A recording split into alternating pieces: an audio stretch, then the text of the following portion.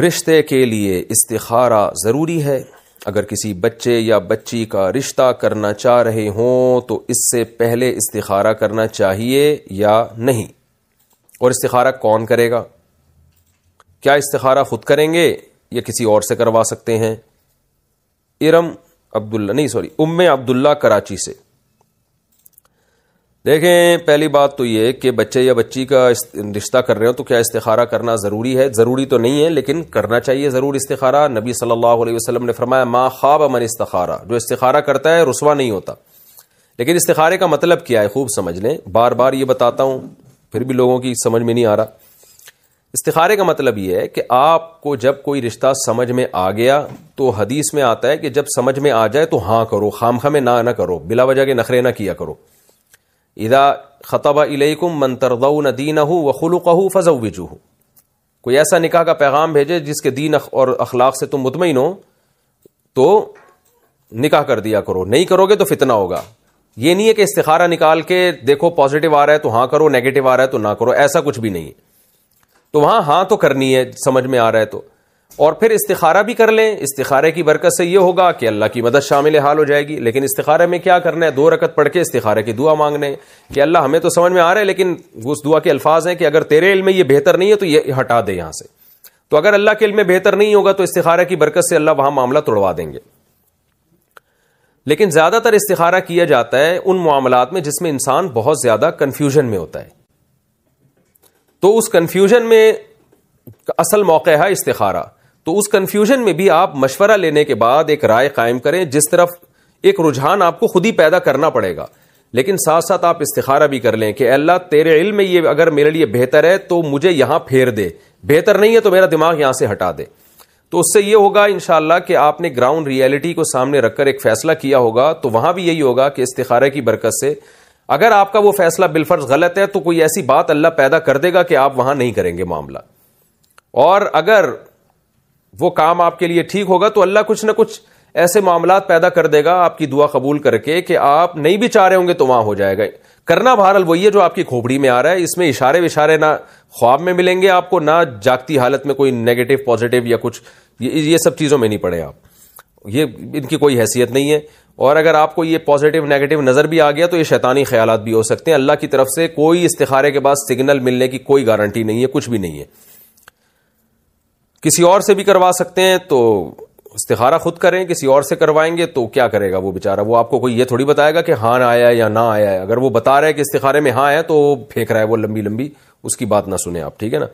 تو خود ہی کریں، زیادہ بہتر ہے. کوئی اور کر لے تو وہ کوئی اور آپ کے لیے یوں دعا کرے گا اللہ اس کے دماغ کو ایک طرف لے جا، جہاں یہ بہتر ہو وہاں مقدر کر دے. وہ بھی تو یہی کرے گا نا. تو آپ کر لیں یہ کام. لیکن لوگ یہ دوسرے سے کرواتے ہیں، وہ سمجھتے ہیں کہ وہ زیادہ اچھا نکال کے دے سکتا ہے کچھ اشارہ. تو استخارے میں کچھ بھی نہیں نکلتا، یہ خوب سمجھ لیں.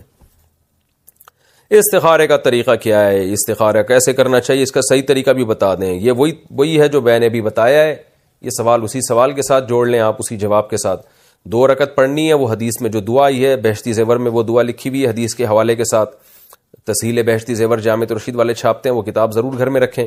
نہیں تو آج کل نیٹ پہ سرچ کر لیں، اس پہ بھی آ جاتی. اللهم انی استخیرک بعلمک واستقدرک بقدرتک واسألک من فضلک العظیم فانک تعلم ولا اعلم وتقدر ولا اقدر انت علام الغیوب. اللهم ان كنت تعلم ان هذا الامر خیر لی فی دینی ومعاشی وعاقبۃ امری فاقدره لی ویسره لی ثم بارک لی فیہ. وان كنت تعلم ان هذا الامر شر لی فی دینی ومعاشی وعاقبۃ امری فاصرف عنی واصرفنی عنہ ثم اقدر لی الخیر حیث کان ثم ارضنی بی. یہ الفاظ ہیں استخارے کے، یہ یاد کر لیں. دیکھ کے بھی پڑھ سکتے ہیں. استخارہ کے خلاف عمل کرنا. استخارہ کے خلاف عمل کرنے کا کیا حکم ہے؟ اگر ایسا ہو گیا ہو تو کیا کریں؟ شیخ عبد الرحمن صاحب. جناب شیخ عبد الرحمن صاحب، استخارہ کے خلاف عمل کا کوئی مطلب ہی نہیں بنتا. اصل میں استخارے کا جو کانسیپٹ ہے نا شریعت میں، قرآن و سنت میں، وہ کانسیپٹ نہیں ہے جو لوگوں میں مشہور ہے. لوگ یہ سمجھتے ہیں کہ ہم جب 2 رکعت پڑھیں گے، استخارے کی دعا مانگیں گے، اس کے بعد ہم سوئیں گے تو ہمیں خواب میں ہدایت ملے گی، تو ہم جب صبح اٹھ کے اس ہدایت کے خلاف گئے تو استخارے کے گویا خلاف چلے گئے. تو ایسا نہیں ہوتا. قرآن و سنت میں، حدیث میں جو استخارہ ہے وہ استخارہ صرف اتنا ہے کہ 2 رکعت پڑھ کے آپ استخارے کی مخصوص دعا مانگیں اور کرنا وہی ہے جو آپ کی سمجھ میں آئے. تو استخارے میں آپ کو کوئی گائیڈنس نہیں ملتی, کوئی رہنمائی نہیں ملتی. استخارہ اللہ سے دعا مانگنے کا نام ہے. لیکن یہ دعا اتنی اہم ہے کہ اس کی ورڈنگ بھی نبی نے سکھائی اور بہت تاکید کے ساتھ بتایا کہ ان الفاظ کے ساتھ اس طریقے سے جو دعا کرے گا اللہ اس کو ناکام نہیں کرتے. تو اس لیے دعا مانگنے کے بعد پھر کرنا وہی ہے جو اپنی سمجھ میں آ رہا ہے. تو بس جو بھی کریں گے انشاءاللہ اس میں اللہ تعالیٰ خیر و برکت دے گا. لیکن کرنا وہ ہے جو سمجھ میں آ رہا ہے. مشورہ بھی لیں لوگوں سے, اس کے بعد ایک رائے قائم کریں, تو وہ رائے پر عمل کریں آپ. تو اس میں استخارے کی مخالفت بھی نہیں ہو رہی, حمایت بھی نہیں ہو رہی, کیونکہ استخارہ کوئی بتا تھوڑی رہا ہے آپ کو کہ یہ کرنا ہے کہ نہیں کرنا.